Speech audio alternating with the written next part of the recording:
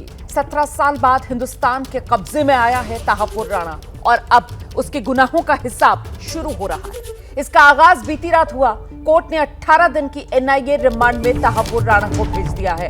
आतंकी तहव्वुर राणा को अमेरिका से भारत लाए जाने के बाद बीती रात दिल्ली की पटियाला हाउस कोर्ट में उसे पेश किया गया और कोर्ट ने 18 दिन की एनआईए रिमांड में भेज दिया। एनआईए ने सबूतों का हवाला देते हुए पूरी साजिश का पर्दाफाश करने के लिए कस्टडी में लेकर पूछताछ की जरूरत बताई थी। कोर्ट से 20 दिन की रिमांड एनआईए ने मांगी थी, जिसके बाद अदालत ने 18 दिन की रिमांड दी है।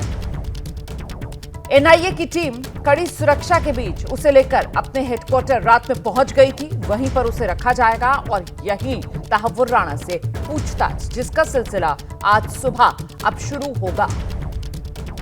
लंबी फहरिस्त सवालों की एनआईए एक एक कर इन तमाम सवालों के जवाब तहव्वुर राणा से लेगी। 18 दिन की एनआईए को कस्टडी मिली है तहव्वुर राणा की और इसी दौरान एनआईए तहव्वुर राणा से सारे राज उगलवाएगी।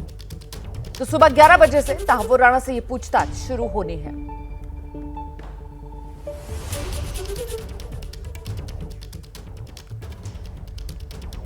तो मुंबई हमले का आरोपी है तहव्वुर राणा। हिसाब किताब शुरू हो गया है। टाइमलाइन के जरिए अब मैं आपको बता देती हूं। 6:30 बजे का वक्त था। पालम एयरपोर्ट पहुंचा वो विशेष विमान जिससे तहव्वुर राणा को भारत लाया गया। फिर 6:45 पर वहीं एयरपोर्ट पर ही एनआईए ने गिरफ्तार कर लिया था तहव्वुर राणा को। इसके बाद 8:45 पर रात 8:45 पर तहव्वुर राणा की पहली तस्वीर भारत में सामने आई और 10:05 पर पटियाला कोर्ट के लिए निकल गई थी टीम एनआईए की तहव्वुर राणा को लेकर। 10:30 बजे पटियाला कोर्ट पहुंचती है एनआईए की टीम तहव्वुर राणा को लेकर। फिर 11:53 पर तहव्वुर राणा की रिमांड एनआईए की तरफ से मांगी जाती है। इस मामले पर दोनों तरफ से दलीलें रखी जाती हैं और रात के 2 बजते अदालत का फैसला आता है। 18 दिन की रिमांड एनआईए को दे दी जाती है तहव्वुर राणा की। ऐसे में अब 26/11 मुंबई हमले का यह आरोपी तहव्वुर राणा और तहव्वुर राणा के वकील के मुताबिक 18 दिन की एनआईए रिमांड में उसे भेजा गया। एनआईए ने 20 दिन की रिमांड मांगी थी। एनआईए ने 20 दिन की पुलिस कस्टडी मांगी थी। कोर्ट ने 18 दिन की कस्टडी दी है इन्वेस्टिगेशन के लिए और ये डायरेक्ट किया है कि कस्टडी में लेने से पहले और अगली डेट पे प्रोडक्शन से पहले भी कॉम्प्रिहेंसिव मेडिकल टेस्ट होंगे और बीच में जो भी उनकी मेडिकल रिक्वायरमेंट्स हैं उनको ध्यान में। पटियाला हाउस कोर्ट ने एनआईए की दलीलें सुनी, समझी और अपना फैसला सुनाया। आतंकी तहव्वुर राणा को एनआईए की रिमांड में भेजा। आज तहव्वुर राणा से अब पूछताछ शुरू होगी। तहव्वुर राणा को एनआईए हेडक्वार्टर में रखा गया है, जहां सुरक्षा बेहद कड़ी है। एनआईए के सूत्रों से मिली जानकारी के मुताबिक राणा को एनआईए हेडक्वार्टर के ग्राउंड फ्लोर पर जो सेल है वहां रखा गया है। सीसीटीवी कैमरों से लैस है ये सेल। इस सेल में मल्टीपल लेयर डिजिटल सिक्योरिटी के साथ गार्ड्स तैनात हैं। एनआईए अधिकारियों की मीटिंग के बाद राणा से आज पूछताछ शुरू होगी। ये पूछताछ भी कैमरों के सामने ही की जाएगी।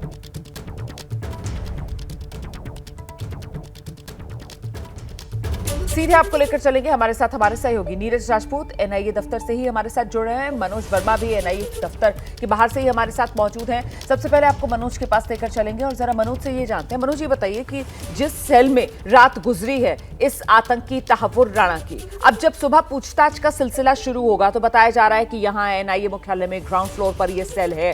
ये जो पूरा सेल है जहां उसको रखा गया है, सीसीटीवी कैमरे से लैस है और कई मल्टीपल लेयर यहां पर सिक्योरिटी के इंतजाम है। तो क्या पूछताछ भी इसी सेल में होगी?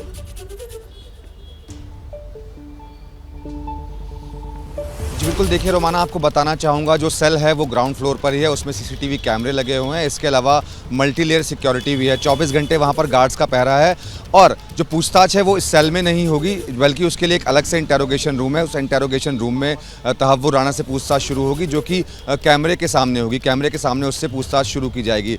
करीब 10 बजे जो हमें सूत्र जानकारी दे रहे हैं, अधिकारियों के आने का जो सिलसिला है वो यहाँ एनआईए हेडक्वार्टर में शुरू हो जाएगा। पहले जो अधिकारी हैं वो आपस में एक मीटिंग करेंगे जिसमें डीजी खुद शामिल होंगे और उसके बाद पूछताछ का सिलसिला है करीब 11 बजे शुरू होगा।